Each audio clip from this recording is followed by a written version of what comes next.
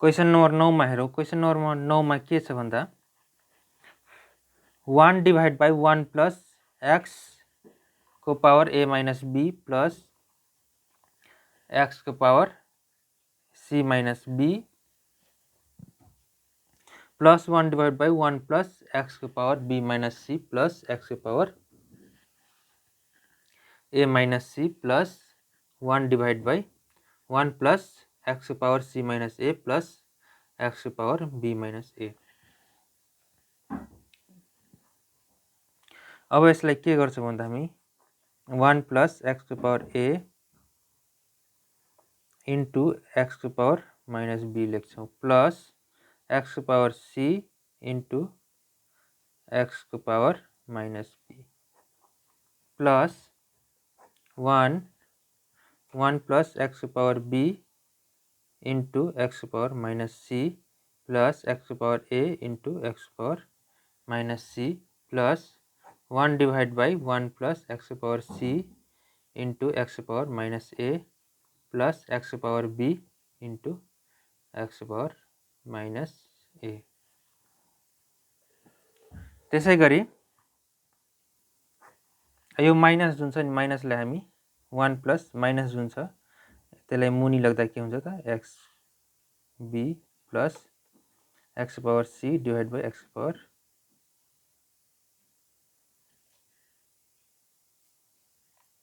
b। त्यसै गरी plus 1 divide by 1 plus x को power b divide by x को पावर c प्लस x को power a divide by x को power c। त्यसै गरी प्लस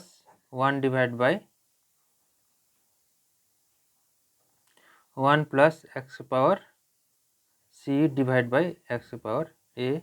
प्लस x को power b divide by x को पावर a।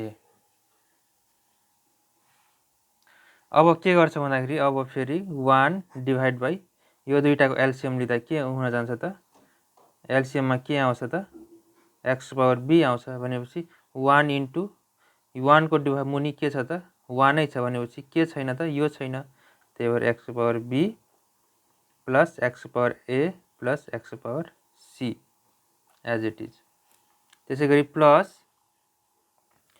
1 डिवाइड बाई यहाँ LCM लिँदा के आउने भयो x को पावर c आउने भयो भनेपछि 1 इन्टु x को पावर c प्लस x को पावर b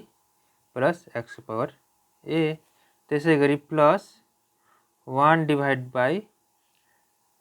एलसिएममा के आउने भयो त x को पावर a आउने भयो। त्यसपछि यहाँ चाहिँ 1 इन्टु x को पावर a हुने भयो प्लस x को पावर c प्लस x को पावर b।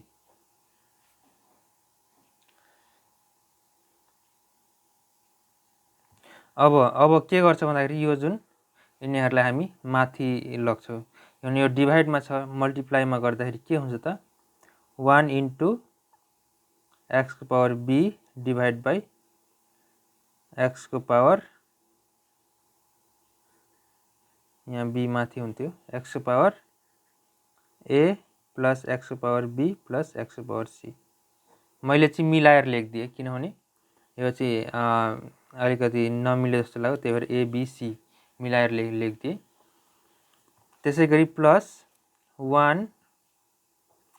इन्टु x को power c divide by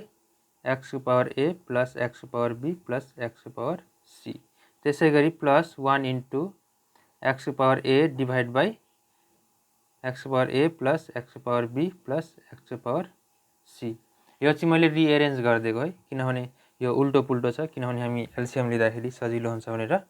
rearrange गरिदिएँ x को पावर a b c भनेर लेखिदिएँ मैले। अब त्यसै गरी x को पावर b यो x को पावर b माथि हुन्थ्यो x को पावर b x को पावर a प्लस x को पावर b प्लस x को पावर c प्लस x को power c divide by x को पावर a प्लस x को पावर b प्लस x को पावर c प्लस x को power a divide by x को power a plus x को power b plus x को power c। अब त्यसै गरी एलसिएम लिँदाखेरि कति एलसिएम आउने भयो त x को पावर a प्लस x को पावर b प्लस x को पावर c एलसिएम आउने भयो त्यसै गरी X power be plus x power C plus x power A, किनभने सबैको सेमै छ त्यही भएर डाइरेक्ट हामी एड गर्न पायौँ। यसलाई अब रिएरेन्ज गर्दा x power a plus x power be plus x power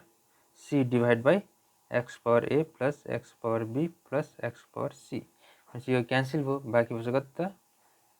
1। यो हाम्रो के हो त एन्सर।